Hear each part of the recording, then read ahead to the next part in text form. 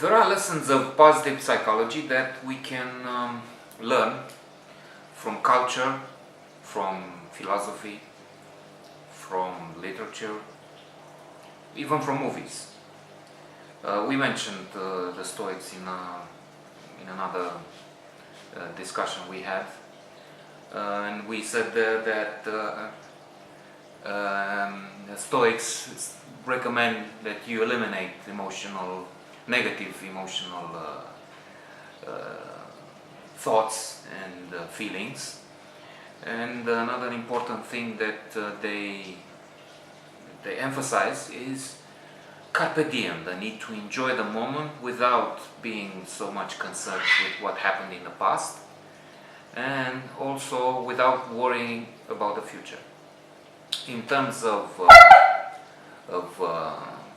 literature, the example of Dostoevsky comes to mind. Not the lightest, not the writer who is famous for comic writings or happy mood literature. If we just mention Crime and Punishment, we already have a different perspective.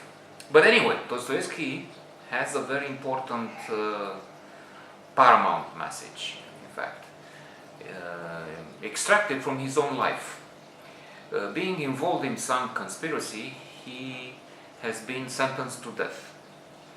And in fact, he had 3 minutes before the execution, which he divided in, what else? 3. He wanted to say farewell, goodbye to his friends and family in 1 minute, to pass his life in front of him in another minute. And the last minute was dedicated to a ray of sunshine, which was falling in an interesting way on top of a church nearby. How do we know that? He escaped in the last moments before the firing squad. He was granted a pardon by the Tsar. And he writes in many of his books, if not most actually, about what a man sentenced to death can think in terms of life, how important life is to him, how he feels that if he would be given the choice, he would actually rather live on a rock, which is just centimeters wide, in the middle of the ocean, only to live. So the message, very powerful message there, is enjoy life, carpe diem. Actually, I have this suggestion in many other works of art. I'm thinking now of the movie Dead Poets Society with the late Robin Williams, where an unusual teacher has also this message, carpe diem, enjoy life and be different.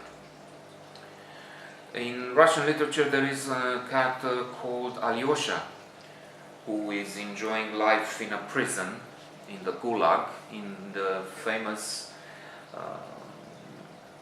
forbidden work of a dissident, One Day in the Life of Ivan Denisovich. Speaking of prison, Stefan Klein, in a book on happiness, is referring to Rosa Luxemburg, who wrote something like, I have a wonderful time, the cherries are in bloom, it is amazing, life is exceptional, wonderful feelings are about me, and so on, even with a poetic thread through it. But shockingly, this was written in prison.